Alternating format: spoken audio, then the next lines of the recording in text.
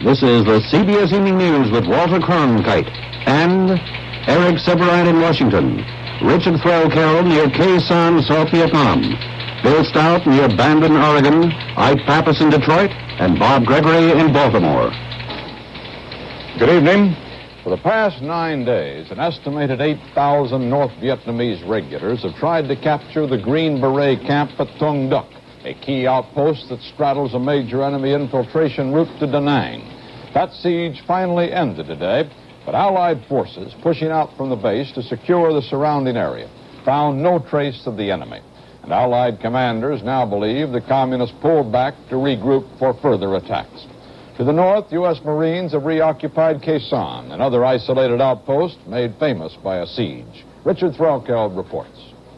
Khe Sanh these days is not much more than a memory of a long, bitter siege. Until a few days ago, it existed just as the demolition teams left it when the Marines pulled out last spring. But now the Marines are back, the beginnings of a return to Khe Sanh. 3 battalions of the 4th Marine Regiment were airlifted into the mountains southwest of Khe Sanh, assigned to sweep the whole area in keeping with the new Marine strategy, keep moving and find the enemy before he finds you.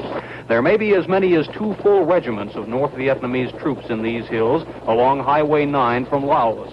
Enemy that may have both tank and artillery support. That is one of the things this sweep operation hopes to confirm. What enemy artillery there is probably is on the other side of that mountain in Laos, Ko Rock, perhaps the same enemy gunners that shelled Khe Sanh months ago. Airstrikes against the old U.S. Special Forces camp at Long Vey. Since the Communists overran Long Vey, they have been using it as a truck park and supply dump. Getting to Khe Sanh on foot is not easy in this most inaccessible area of South Vietnam. Over one mountain after another, through elephant grass taller than a man. There are signs of the enemy all about. Gas masks, Chinese communist grenades, and recently evacuated bunkers. Signs of the enemy, but little contact with the enemy in these first few hours. Khe Sanh needs no introduction to these Marines. Many of them were in and around the base during the long, bloody siege, and few are anxious to go back.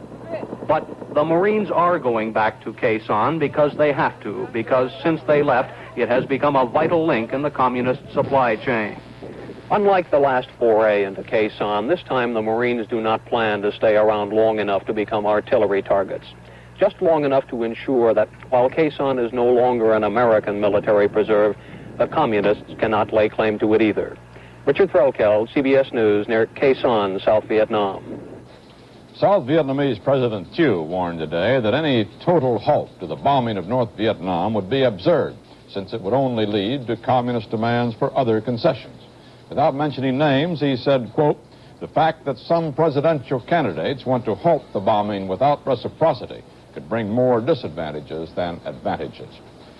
Secretary of State Dean Rusk said in New York today that Allied commanders still believe the Communists are going to launch their so-called third offensive, although the exact timetable is not known. French Foreign Minister Michel Debré, in a speech at the United Nations, sharply condemned the Soviet invasion of Czechoslovakia, and he warned that there could be no East-West détente until the Russians pulled out. In Prague itself, the ruling Presidium meets tomorrow to consider the latest Soviet demands that some observers believe might lead to protest resignations by Alexander Dubček and other reform leaders.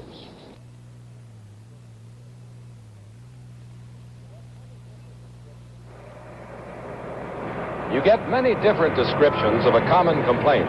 It's a stuffy, uncomfortable feeling for me. It's a tense, tight burning sensation. An upset stomach. I suppose is a very precise description. All I know is that, it's a rotten, miserable feeling. Recognize your description of heartburn and acid indigestion. People are affected differently, but one product relieves all those symptoms. Digel, the extra action antacid, with the extra action of simethicone. This white layer of Digel contains effective antacids to neutralize excess acid. This yellow layer contains simethicone in a patented formulation that breaks up frothy bubbles of gas to help relax your tense, tight stomach. So whatever you call indigestion distress, remember Digel with simethicone is the extra action antacid that brings you more complete relief, tablets or liquid. The Supreme Court today rejected the challenge of 256 reservists to President Johnson's authority to mobilize them. The decision freed the Army to send the soldiers to Vietnam. The court ruled 8-1 without explanation, and with the only dissenter being Justice Douglas, who had temporarily blocked the Vietnam assignments. Sympathizers inside the court gave a standing ovation today in support of 9 Catholic pacifists who went on trial in Baltimore. Their charge was seizing and burning draft records in suburban Catonsville. Other protesters marched in the streets to object to the trial of the defendants, some of them priests or former priests. Bob Craigery reports. They walked 2 miles, about 3,000 of them, spread out over 8 blocks. The march was peaceful, differing only from an ordinary parade by the chants of "End the war, end the draft." Along the route, they constantly sought recruits, sometimes succeeding, sometimes not. But not until an anti-war rally in downtown Baltimore, across from City Hall, did real discord develop. The speaker was Professor William Dowd of Cornell University. Most of the people here don't have to be told about why they're here. They know. How much are you being paid by the communists? And I can knock the hell out of you right now. I didn't say you could. Now you wouldn't believe that. Only police intervention prevented a possibly serious clash. Again at the federal courthouse, as the jury was being selected inside, police outside kept the competing groups apart.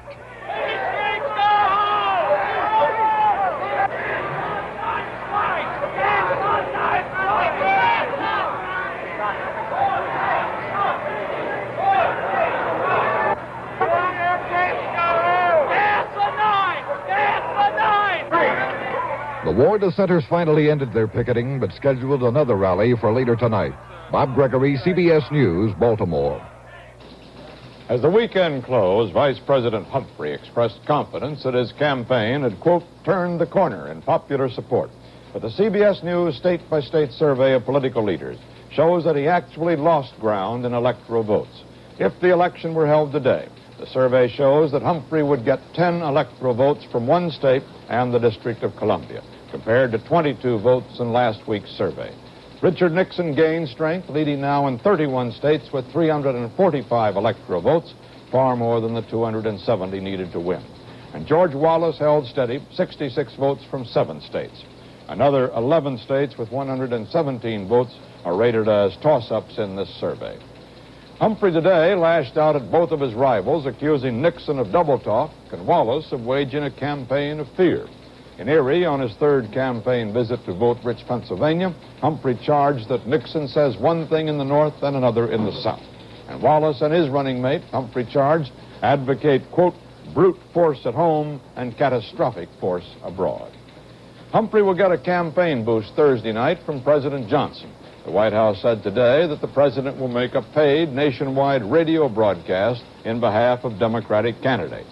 Last March 31st, when he took himself out of the running, Mr. Johnson declared that he would spend no time on partisan politics. Citing the Paris talks and the example of General Eisenhower in the 1952 campaign, Nixon today declined to say what steps he would take as president to end the Vietnam War. But he gave a general indication of his views in an appearance before a meeting of the nation's newspaper editors and publishers in Washington. And he said he would not expand the limited bombing of the North, nor would he halt it until convinced such action would result in reduced U.S. casualties. The limited bombing, he added, is the trump card in the Paris talks.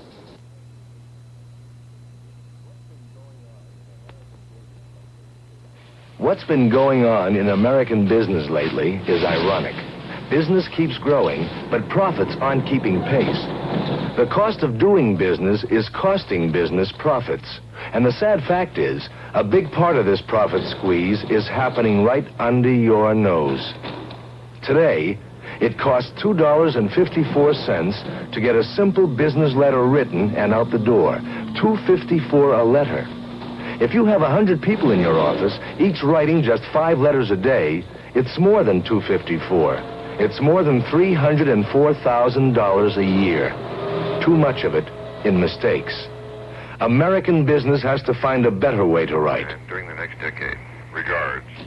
Dictating with IBM equipment is a better way. Nearly twice as fast as a secretary taking shorthand. And with the IBM MTST automatically turning a secretary's rough draft into a page of final copy every 2 minutes, secretaries can get those thoughts out the door, revisions included, in just about half the time. And since these two pieces of IBM equipment have increased people's productivity by as much as 50%, what you can get is part of that $300,000 back.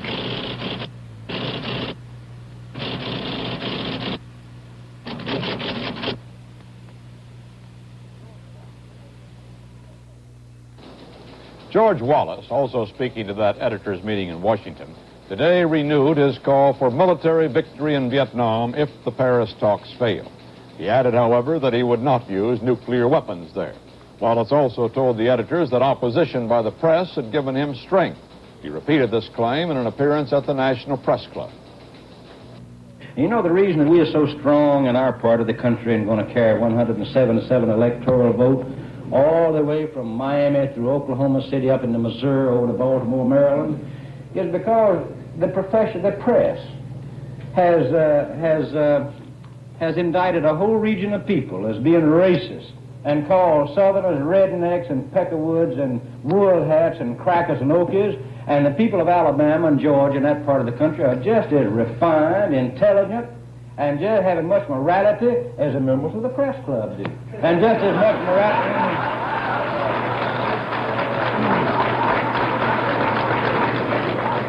And so the pseudo-liberals and the newspaper editors who say you ought to bus a child across town in Los Angeles, but he lives over in an exclusive section where you don't have to bus anybody because he's able to put his child in a private school. He tells the steel worker, listen, you tuppy, you Wallaceite, you're going to have to bus your child, but you know he don't have to bus his. And you have banded masses of people together in this country. In fact, you folks helped make me. You helped make my movement. And when I say you, I'm not being disrespectful. I say it in all respect. I don't think you wittingly made me. I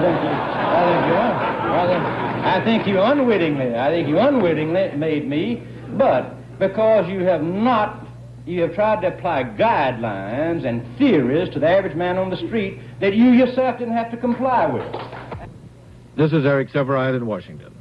Candidate George Wallace came to Washington National Press Club today to speak about foreign policy, a subject on which his juices do not flow as easily as they do on domestic matters. He regards our foreign policy as in a mess about as bad as the domestic condition, and if it was the experts who did this, he said, then it's time to try something else, presumably the inexpert. But it was not an immoderate speech. In fact, the Wallace line does not differ so very much from prevailing foreign policy. Save for a hint of sympathy for higher tariffs, a veiled threat to get out of the UN if it doesn't do better, and like Nixon, he would ratify the treaty to prevent the spread of nuclear weapons, but not now. The general moderation of the speech was further evidence that Wallace does not regard himself as a leader of a cult or a geographical region, but of a population layer that is nationwide, as a candidate with a chance to win, who therefore doesn't want to alienate any more groups than he has to. But the press itself, or rather the big city northern press, he doesn't mind attacking. He thinks it alienated itself long ago from millions of ordinary folk.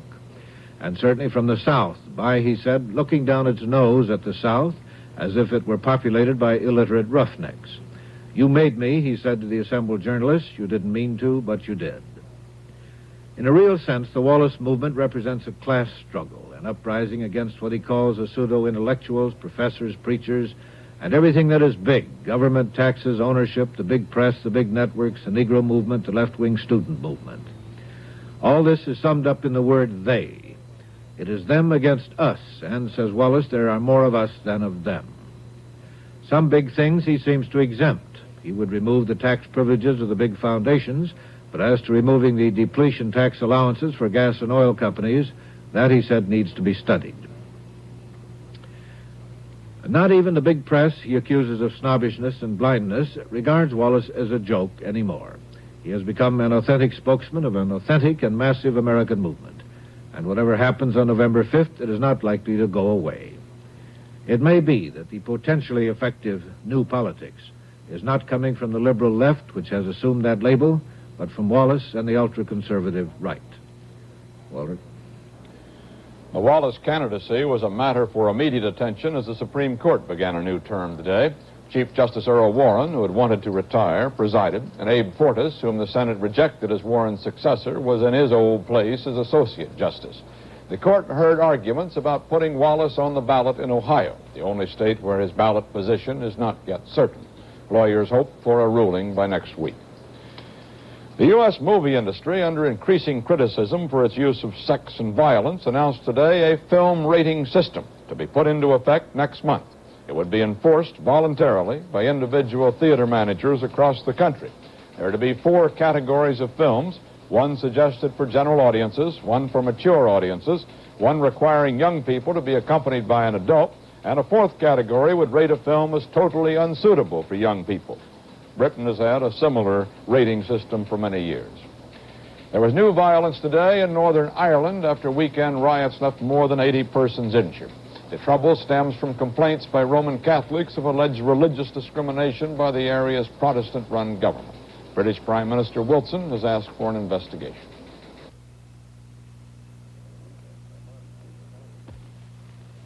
On the weekends, I barbecue practically every night. I take care of the meat, rice, salad, and what have you. It's done inside. We like to eat at home with friends. As a matter of fact, most of them call the place the Connor's Kitchen, especially when I cook. That's not bad, you know it? That's not bad. Minute rice. You don't boil it, so it's perfect every time. The captain's crazy about my coconut cream pie. I told him a couple of island natives paddled out to me with juicy coconuts. That's why the filling is so creamy. And I grind the graham crust 1 crumb at a time. He even thinks I have a cow on board to get the freshest topping. He falls for it every time because Jell-O coconut cream pie tastes like it took all day. With polls and surveys showing strong anti-Humphrey results, many of the Democratic Party's candidates find themselves in precarious positions. Coincidentally and ironically, this group includes some of the Senate's best-known doves at a time when their anti-war stands have considerable support. Bill Stout took a look at one such race. In the autumn, there's a familiar pattern to life in Oregon. The snow begins to cap Mount Hood. It rains all year round in Oregon, but this is the wettest season, and the awesome Columbia rises even higher. On the coast, the surges of the Pacific become stronger. There will be more storms, and from now on, the fishermen make fewer trips to sea. Logging operations start to shut down for the winter. By now, all but the sturdy autumn crops have been harvested. And another autumnal tradition in Oregon. Isn't this wonderful? Nice meeting you indeed. Wonderful. Wayne Morse, running for re-election to the Senate, where he has served for the last quarter century. And again this time, as so often in the past, the word is around that Morse is in trouble. Morse doesn't really believe that himself. He points to a national poll showing him 10 points ahead. But a local newspaper poll said the race is tight. Among those that poll said were most likely to vote, Morse led by only 1 percentage point. And the senator concedes that those numbers can hurt him. And of course, it's never been a reliable poll. But they do damage with it. Doesn't make a difference whether it's reliable or not. They get on TV and the radio and in the press and say Morse is only 1 percentage ahead. Does a lot of damage. I'm Bob Packwood, running against Wayne Morse, and I appreciate your help. Morse's opponent is Robert Packwood, 36 years old, one of the new breed of young Republican moderates. He's trying to make the big jump from 3 terms in the state legislature to the United States Senate. For Packwood, the big question is whether he has any chance against what amounts to an institution in Oregon, Wayne Morse. I heard the same argument made about Senator Greening and Senator Lauschie this year, Senator Douglas 2 years ago when Chuck Percy beat him. I'm in it to win, and I think he can be beaten. What will that do to the breaker line at the end of your new installation? Morse's big pitch is that he gets things for the state. The people of the south coast town of Bandon, Oregon, want federal money to extend their breakwater. We got to get beyond the breaker line or the end of a jetty to do any good whatsoever. Morse likes to tell the home folks how he helps them on the highest levels of government. I sat there and listened to the President of the United States take down the telephone and direct the Bureau of the Budget to proceed to put the Chetco and the Sayus-Law Harbor money back on the 1968 list, and they proceeded at once to do the dredging. I like to think that a senator has an obligation other than how many dams, how many reclamation projects, how many irrigation projects, and how many jetties can I produce for my state. Steve, how are you?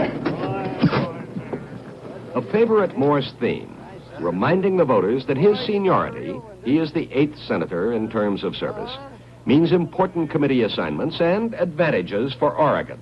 Well, there's one thing my friends have to talk about. I can't say much about it publicly because if I do, they charge me with bragging and egotism and immodesty. But, you know, we'll be 20 years getting another chairmanship of a major Senate committee if we lose the one that I automatically get in January. But Wayne Morse's seniority is not doing us any good. We've gone down and down and down and down. Packwood argues that federal spending in Oregon, compared with taxes paid by Oregonians, has dropped sharply with Morse in the Senate. Wayne Morse has been attacking Franklin Roosevelt and Harry Truman and Dwight Eisenhower and Jack Kennedy and Lyndon Johnson. He's been attacking as either stupid or immoral or unethical most of his fellow senators. And when the time finally comes that Wayne Morse needs a favor, he isn't going to get it. Because the natural reaction to a person who has perpetually attacked you year after year is to say, tough luck, Wayne. And unfortunately, that translates tough luck, Oregon, because he is our senator. The obligation that any senator owes his people is to exercise an honest independence of judgment on the merits of each issue in accordance with the facts as he finds them. Now, of course, may I say good-naturedly, and this is where some of the criticism comes from. If partisan politics isn't following the facts, that's just too bad for partisan politics. Running against Wayne Morse, any kind of help you can give me, I'd sure appreciate it. On Vietnam, Packwood doesn't like the war, says we cannot win militarily, says we should get out unless there's an end to corruption in the Vietnamese government. But he says also Morse goes too far in his criticism of Vietnam policy. You're not going to find me, as Senator Morse has, making statements that Radio Hanoi is going to play to our boys, making statements, as Senator Morse has, that are showered on the heads of our troops from planes and leaflets. What Packwood doesn't want to face up to is the fact that he is trying to weasel on this matter of Hanoi and Saigon and the Vietnam War. The fact is, we've got to stop killing these boys. And I want to say to Packwood, are you ready to stop killing these boys? If you are, then give support to those of us that say the time has come to bring them home and stop the killing of them in Vietnam. East County, where we're talking about the great... This race may not be decided on global issues such as war and peace, but rather on questions of personality and voter identification. And there are some problems in running against Wayne Morse. He's known by every man, woman, and child in the state. I'm not. But it's interesting, as I go down the street shaking hands, I'll say, hi, I'm Bob Packwood, and I'm running for the U.S. Senate. And somebody will say, well, fine, you're a nice young lad, very good. And then I'll say, and I'm running against Wayne Morse, and bam, I get the reaction, oh, you're the one that's running against, I'm supporting you. Bob Packwood, I'm running against Wayne Morse. I'll vote for you. I'm against Wayne Morse. But every indication I have as I go about the state is that I'm going to have a pretty good majority come November 5th. Isn't that wonderful? Just magnificent. Year after year, one election after another, they say Morse the Maverick is in trouble. And this year, with Hubert Humphrey running so far behind in Oregon as elsewhere, the trouble rumors might be true. But Morse and his supporters are survivors of a quarter century of gloomy forecasts. Bill Stout, CBS News, near Bandon, Oregon. Doctors at Cape Kennedy said today that astronauts Schirra, Isley, and Cunningham were in excellent shape for their Apollo 7 flight, scheduled to begin Friday. Plans call for the three to spend 11 days in orbit around the Earth. It's to be the first manned operational checkout of the spacecraft designed to eventually carry U.S. astronauts to the moon.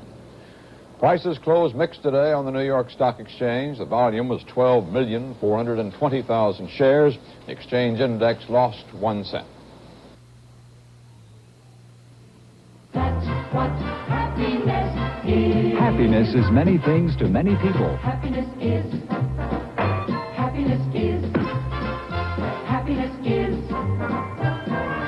To a smoker, happiness is the taste of a Kent cigarette. That's what happiness is. What makes a smoker happy? That's easy. Flavor. The flavor that comes from fine tobacco. And millions of smokers will tell you that's what you get with a Kent. So light one up. Get a taste of what happiness is. Get the good taste of a Kent cigarette. Happiness is the taste of Kent. Happiness is the taste of Kent. Happiness is the taste of Kent. Good taste, fine tobacco. That's what happiness is. Join the millions of smokers everywhere who know. To the smoker, it's a Kent. The Detroit Tigers came from behind today to beat St. Louis 5-3 in the 5th game of the World Series. CBS News correspondent Ike Pappas reports. The Tigers entered the 5th game faced with the necessity of beating St. Louis or losing the 1968 World Series. Down 3-1 in the best-of-7 series, the Tigers rested their hopes on the strong left arm of Mickey Lolich. It was the same arm that has accounted for Detroit's only win. But Lolich ran into trouble early. Lou Brock, who becomes a Superman at World Series time, doubled to lead off the game.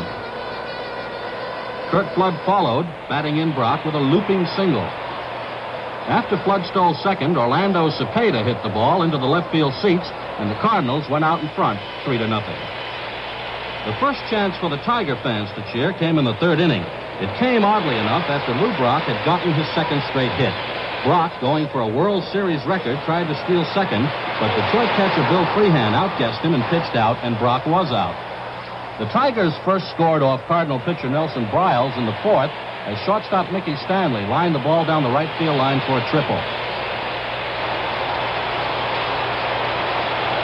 And he scored on a sacrifice fly. And then Willie Horton stepped up and boomed the ball into right center. Another triple for the Tigers. Horton scored as Jim Northrup got a single off the glove of second baseman Julian Javier. In the 7th, the Tigers went to work again. 2 singles and a walk loaded the bases. Joe Horner relieved Briles, and Al Kaline, the veteran Detroit outfielder, playing in his first World Series after 16 seasons, brought in 2 runs with a single. The Tigers were in front to stay. At the end of the game, Mickey Lolich was still on the mound, having held the Cardinals runless since the 1st inning. With 2 out, 2 on, it was Lou Brock up for the Cards, and Lolich did it himself. The final score, Tigers 5, the Cardinals 3. The teams travel tomorrow and will meet Wednesday in St. Louis for the 6th game.